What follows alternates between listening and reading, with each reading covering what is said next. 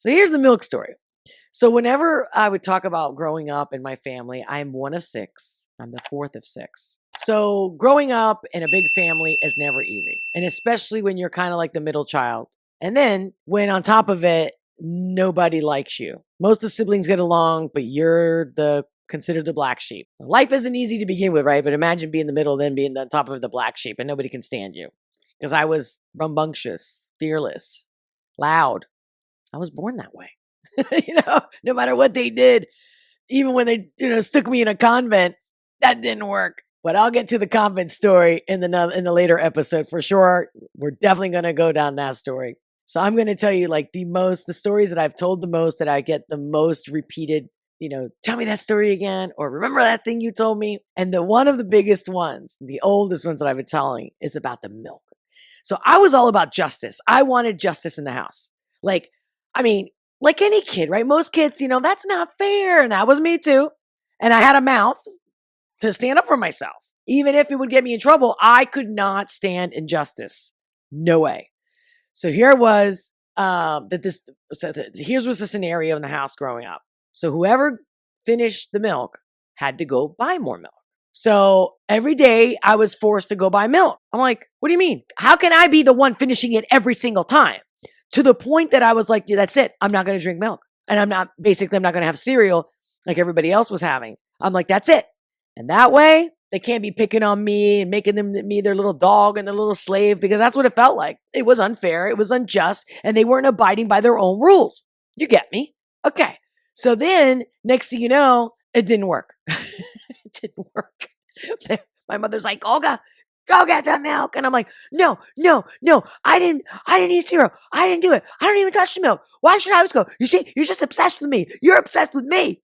You're obsessed with me and my name. I'm telling you, these were the building blocks of later in high school when I started having anxiety attacks. Of course, they didn't see that coming. They didn't even recognize it when it was happening. That's another story for you. But here's a story about the milk. Like, why is that? Why would people make a rule in the house? How are you going to have organization, respect, right?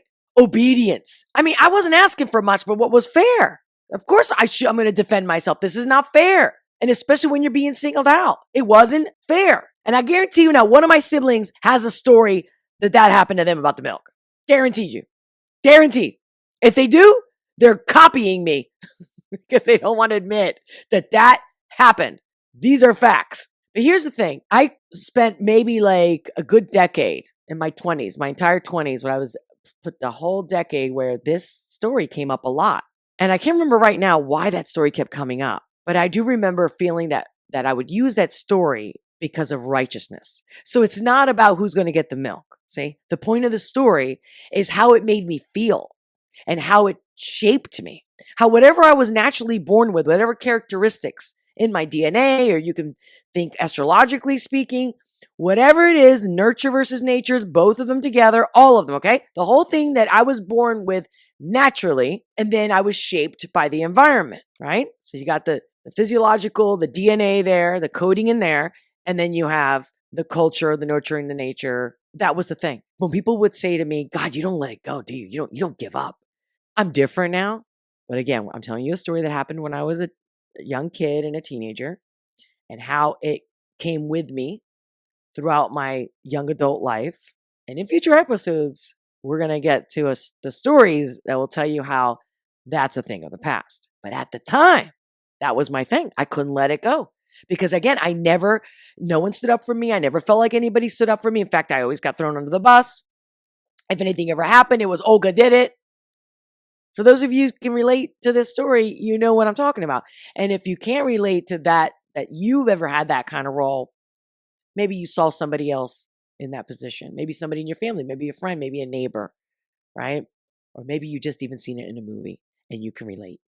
Like when everybody roots for the underdog, right? And everybody wants, what's right to be the winner in the end. And sometimes that's not the case. That's real life. Not Hollywood. My real life is that that's the case. And the milk story was just, it would always come up when I would felt so unjust, like why, like whether it be at work or a friend of mine, like why'd you sell me out? Why did you do this? Why'd you betray me? Or at work, like why are you giving me the worst, work to do compared to this other person? I'm more qualified and I've been here longer and all these things, right? You can imagine. Whether it's happening to you right now as you listen to the story, or whether you have a kid that's telling you this kind of stuff, or, you're a professional that deals with people that work for you that you're hearing this kind of stuff, you feel me. When things aren't fair, when you're getting screwed over, I would always go back to the milk story. I'm like, because they couldn't understand why I was fighting so hard for righteousness, meaning what's right, what's fair. If I'm wrong, no problem, and I'm sorry. I have no problem saying that. But if I'm right, I'm not letting it go. So my friends used to say to me, Olga, what is your, can you please let the milk go? Right? Like, let it go. It's like, now you don't get it. And what I found out later in life is that it was good that I did that, because by saying it, by putting it out there, I was getting it out of me. I was dealing with it. I was going through it. And then the way my friends would react to the story, or even strangers when I would tell the story, and they're saying, you got to let it go. It got me to really exercise being in a position where I could defend myself, that I had the courage to defend myself, and that I could see the fruit of my labor for defending myself. Where at home, there was no justice ever. And by exercising that, it was a major breakthrough and a massive healing. Never give up. If you're right, fight for your rights. It's worth it. You become stronger and happier. It's easy to give up. And sometimes, when they say, choose your battles, and that is also part of growing and understanding and knowing that choose your battles. Don't fight about every little stupid thing. Choose your battles. Pick the ones that are really more meaningful for you, and then go for it all the way instead of fighting about a bunch of stuff that bothers you.